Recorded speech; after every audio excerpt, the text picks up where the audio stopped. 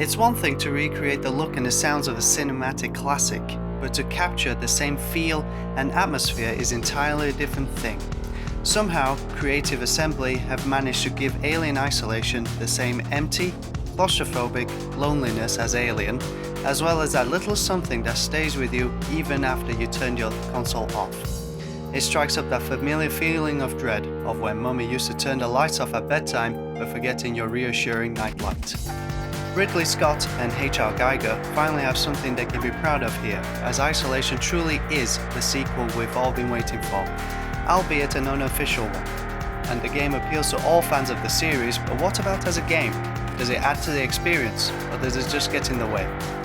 Alien Isolation begins with Ellen Ripley's chilling sign-off that we've heard many times before. It immediately sets its tone and serves as an excellent starting point. We are then immediately introduced to Amanda Ripley. She is headstrong like a mother, but has a hint of sadness. This much is obvious already, and only 5 minutes into the game.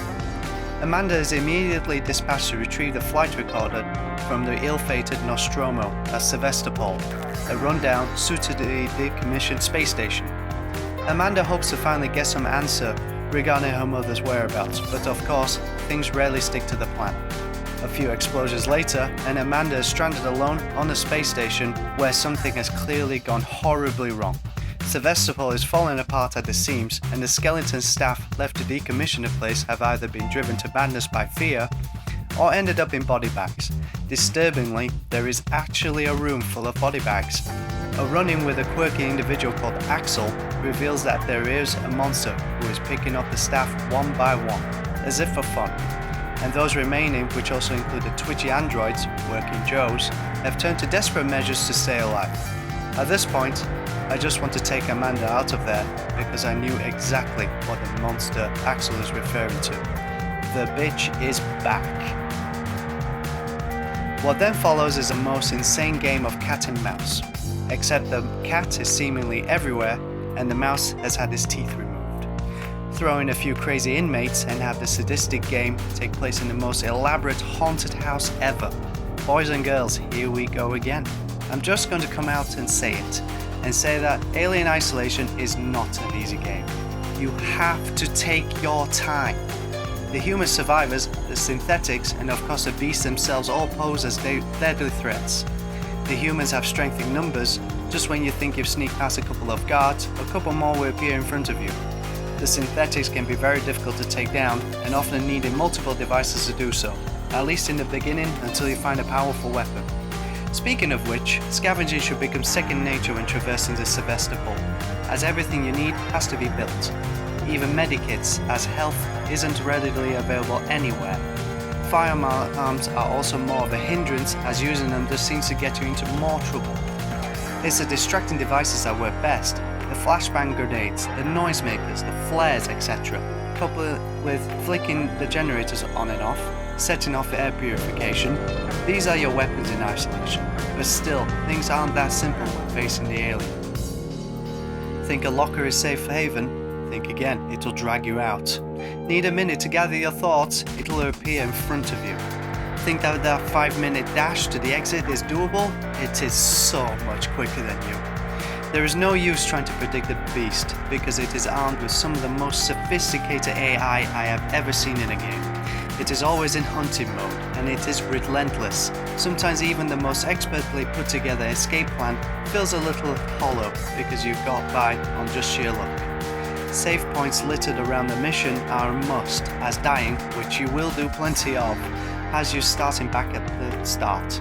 Alien Isolation has just a couple of niggles that keeps it from perfection, a few inconsistencies. Graphically, it is one of the nicest games looking on the new consoles. Creative Assembly have painstakingly recreated the look and feel of Alien down to the minutest detail, even including a drinking place dotted around. The lighting and shadow effects that are crucial to the experience are spot on, but there is a frame rate issue, particularly during cutscenes. The characters can also look a little wooden and emotionless. I wish Amanda was able to jump as well. Crates or boxes should not be obstacles. You can be forgiven for thinking Alien Isolation is a little linear, even with all its choices of accomplishing a goal.